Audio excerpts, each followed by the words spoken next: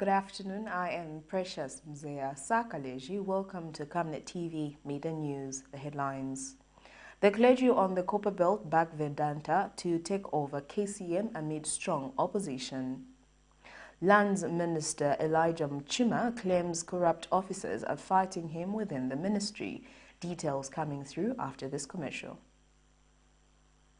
Hi ladies and gentlemen, I'm Chol. We're from Cho's Fitness Gym. We're a fully functional gym located along Twin Palm Road in Kablonga, right by Cheshire Homes Society of Zambia. So we have various classes that happen from Monday to Friday. We have aerobics, we have boot camp, we have step aerobics, we have spinning, we have kettlebell classes. They happen from 18 to 19 hours every day, and we are open from 06 until 20 hours. That's Monday to Friday. Then Saturdays 6 to 12, and then Sundays we are closed, and most public holidays we are open 6 to 12.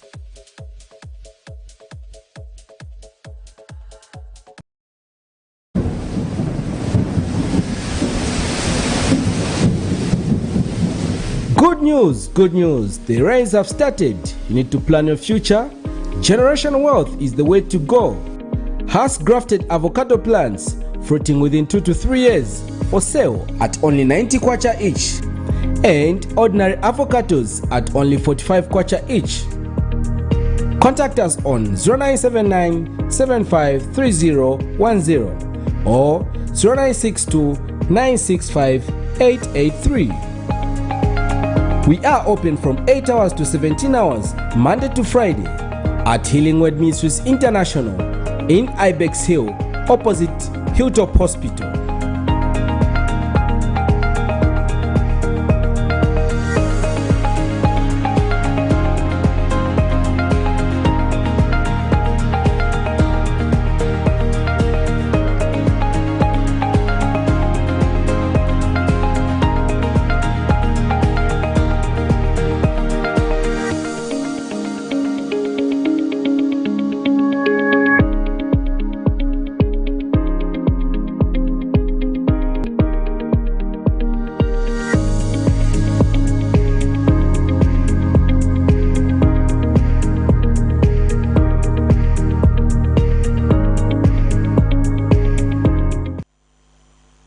And now the media news in detail. Electrical appliances worth thousands of kwacha have been destroyed in Lusaka's Helen Kaunda due to the high electricity current flow. Kaunda Township in Lusaka is known for its quietness and peace, but the peace of the area has been tested after a strong electric current destroyed household electric appliances worth thousands of kwachas for most families in the area. According to the families spoken to, the area experienced load shedding around 03 hours on Monday 28 November 2022, and that when power was restored few minutes later, electric appliances in most households blew off, including electric bulbs due to strong electric current. So we woke up because there was a noise coming from the sitting room. So we went to check, we found it was a fridge. It was making so much loud noise. So at the moment, at that particular time, we switched off the fridge, then we tried to switch on the bulbs. So we found that all the bulbs, when you switch them on, they'll go off. You switch them on, they'll go off. So that's how we decided to do it, to leave it like that, to say, I think there's just a problem with electricity. So that's how we went to sleep. Then what happened, later on in the day, when power stabilized, we tried to check, we found that the stove wasn't working, the scale wasn't working, the fan wasn't working, and the TV wasn't working. Others have also complained that the power utility company ZESCO has not done its best in providing a service to the people of the area who pay huge sums of monies to have access to electricity. So then I noticed, because when I woke up the place was a bit dark, so when I switched on the bulb in the kitchen it blew off. Then I thought maybe there's a short circuit somewhere. Then I continued switching on bulbs, they were all blowing off. Like the dining, they were all.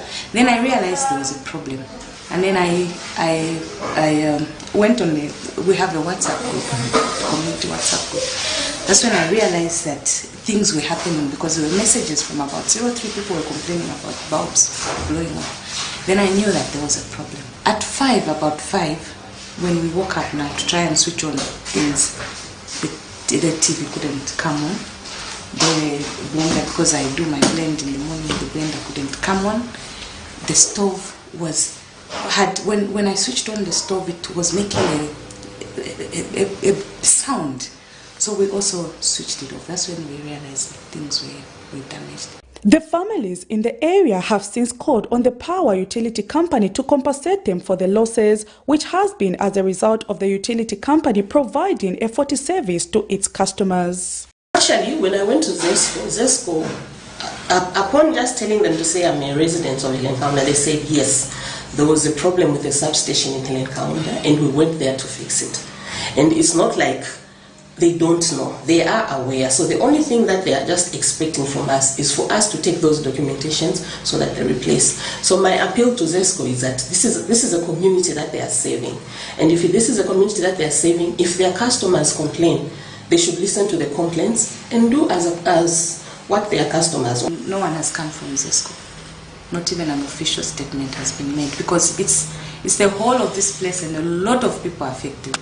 Quite a lot. But ZESCO spokesperson Henry Kapata, when contacted for a comment, told this reporter that he was on leave and could not comment on the matter.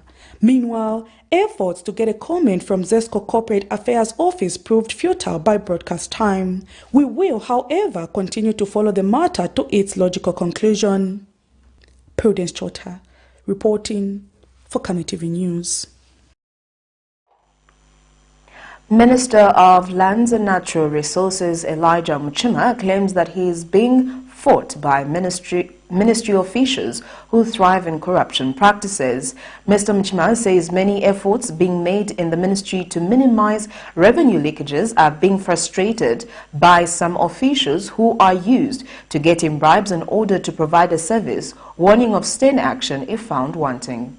The Ministry of Lands and Natural Resources, in collaboration with MEDIC Land Governance, is implementing the National Land Titling Program in Zambia. This is to enable people put their land on title. The exercise starts with collection of ownership information and boundary confirmation, culminating into the issuance of certificates of title to all landlords. However, the process has not been very convenient to consumers in terms of the mode of payments and the back and forth arrangements to the Ministry of Lands and Natural Resources headquarters. And to improve service provision, Wednesday, 30th November 2022, Lands Minister Elijah Muchima led stakeholders in launching the integration of the National Land Titlings and NACO Bill Paymaster. The minister used the occasion to express his hunger over the high levels of corruption among ministry officials. That you give us something. That's the corruption which is there. It's quite frustrating, especially to me.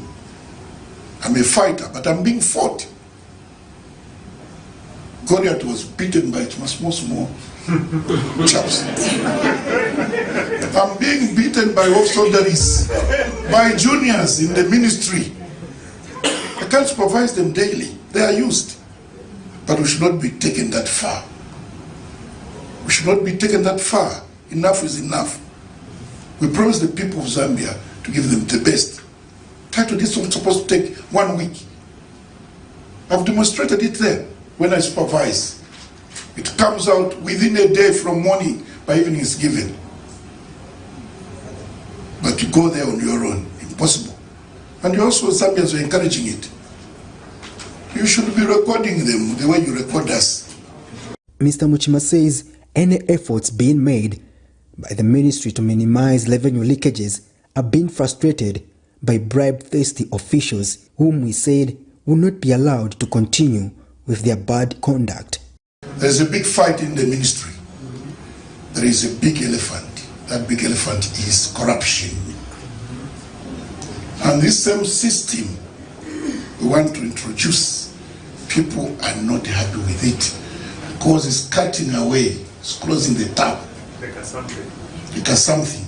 And Minister of Technology and Science, Felix Mutati, notes that the electronic payment system will promote efficiency and minimize revenue leakages. Eliminating the issues of fraud that has sometimes been associated with land titles. We are also eliminating duplication by the mere use of technology. And this technology is simply saying we are taking government services to the people. And Zanaco Chief Executive Officer Mukwande Chibesakunda is confident that the payment system will bring about convenience to the people. Look forward to the positive impact the titling program will deliver in terms of speeding up and easing the process of registering land. Titling is a major land reform program that will provide security of tenure, promote sustainable use of our land resources, increase the national revenue base and investment in the country, and contribute to socio-economic development. I wish to commend the Ministry of Land and Natural Resources. Patrick Soko, Camnet News in Lusaka.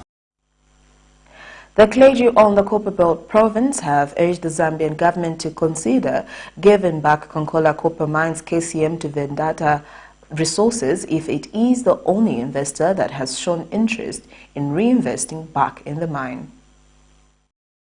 Konkola Copper Mines and Mopani Copper Mines have been one of the major economic assets on the Copperbelt province, providing employment to more than 4,000 residents. The impasse that has surrounded the operations of the two mines have negatively affected most households in the province, especially in Chingola and Mufulira townships where people have lost employment while economic activities have depleted. In an effort to save the mines from completely collapsing, the United Party for National Development UPND administration have settled to deal with the matter out of courts, but the process seems to be taking longer for the people of the area. The clergy representing Mufulira and Chingola townships have since called on Zambia's President Hakainde Hichilema to consider giving back KCM to VEDANTA Resources Limited if it is the only investor that has expressed interest in reinvesting back into the mines. So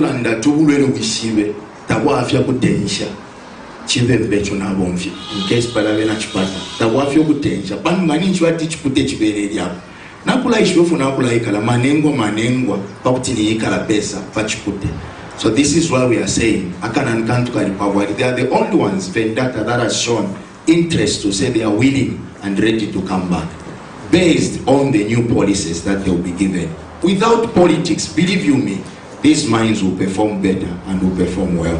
We know His Excellency is a man of no nonsense. The clergy have also advised government to stop politicizing the mining sector, adding that if politics are removed from the operations of the mining sector will flourish.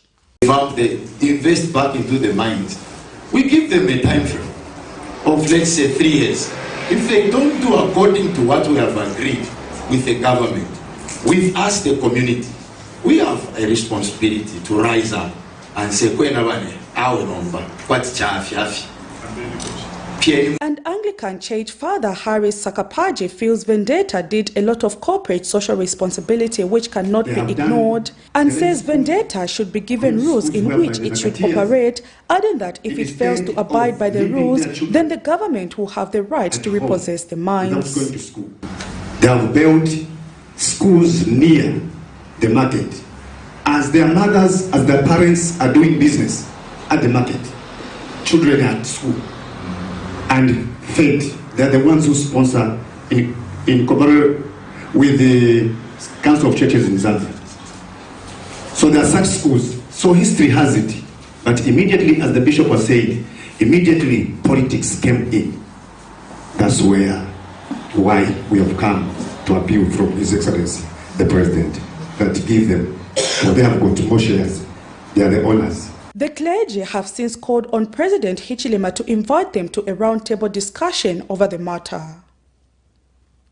Prudence Chota, reporting for Camnet TV News. The Anti-Corruption Commission ACC says it is looking into the alleged corruption involved in the purchase of the Gulfstream presidential jet. It seems the issue of the presidential jet will not simply fly.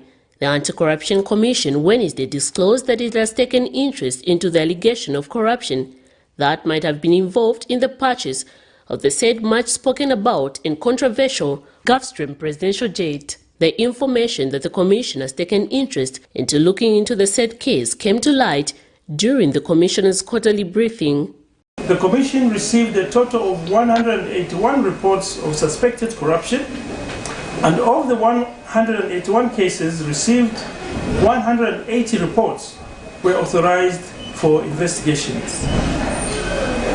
As of 30th November 2022, the total number of cases and investigations were 1,264, and 108 investigation cases had been concluded, with 29 arrests effected countrywide. There has been heightened interest with regard to the said jet. While in opposition, Republican President Hakainde Hichilema said the jet was a waste of taxpayers' money. This has remained his position to be today, that the presidential jet will be a consideration and subject of sale.